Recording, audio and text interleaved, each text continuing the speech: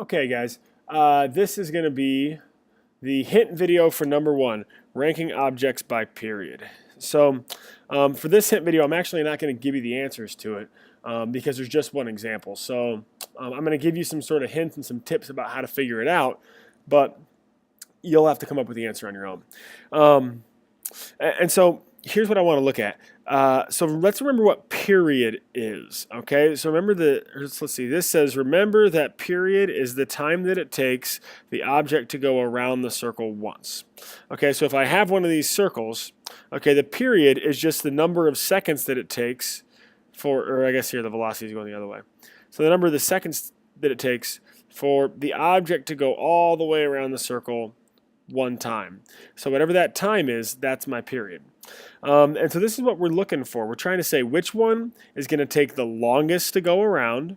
And so we could almost say like, this would be like longest time.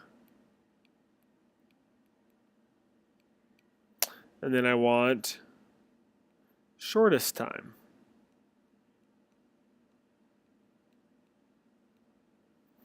And so there's a lot of like common sense we could look at this. We could look at it and say, okay, well, you know, the bigger circles have more distance to travel, so those are going to take a little bit longer. So we can kind of look at stuff like that, or we could say, okay, well, faster objects are going to go are going to take a shorter time, and so we can sort of just use our common sense and think about, okay, you know, big velocities are going to go faster, you know, smaller velocities are going to go slower. We can think about that kind of stuff. Or if you are just a numbers kind of person and it's hard for you to just use the concepts, we can actually use an equation here. Okay, so remember that our equation is velocity equals 2 pi r divided by t. Now, they've given us velocity and radius, and we're trying to figure out the time. And so what we can actually do here, and some of you guys that are in like algebra 2 might be kind of good at this, is we can actually try and get t by itself. So what we can do is we can actually cross multiply. Okay, so we can, well, let's do it like this. We can multiply both sides by t. And that's going to get t off the bottom of my fraction. So it's going to cancel those out, and I'm going to end up with, okay, so we'll kind of go squiggly line over to there. I'm going to end up with t times v equals 2 pi r. And now I want to get t by itself, so I'm actually just going to divide by v. And what I'm going to end up with is t equals 2 pi r over v.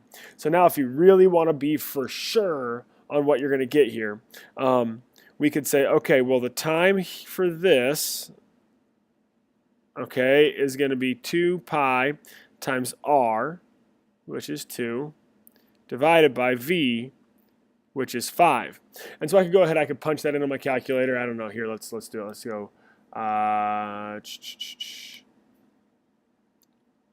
So I could do like 2 times pi times 2 divided by 5, and I could get, okay, 2.51. So now I would know that the period for this is 2.51, and I could then do the same thing for this one and this one and this one, and then I could figure out, okay, which one's the shortest, which one's the longest. So you've got a lot of information there. If you're still confused, make sure that you ask me, because I can sit down and I can help you with this, okay?